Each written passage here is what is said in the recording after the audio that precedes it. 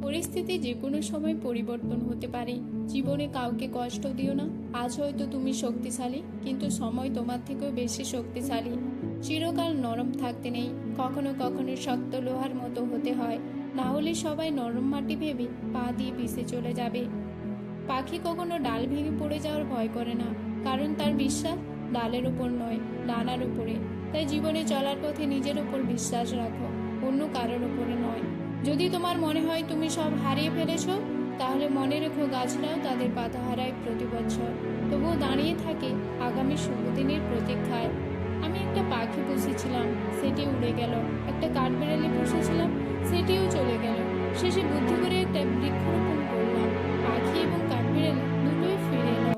কখনো তুমি যতই ভালো হও না কেন, যতই অন্যের জন্য নিজেকে বিলিয়ে দাও না কেন, যতই কষ্ট সহ্য করো না কেন, কিছু মানুষের কাছে তবু তুমি কখনোই ভালো হতে পারবে না।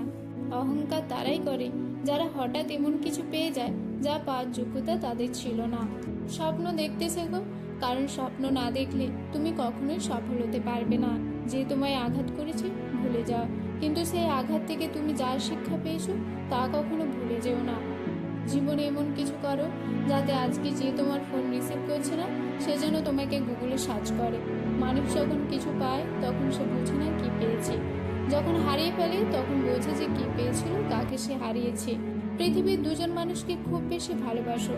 একজন হলো যে তোমাকে জন্ম দিয়ে পৃথিবীতে এনেছে, আর একজন হলো যাকে পাওয়ার জন্য তোমার জন্ম হয়েছে।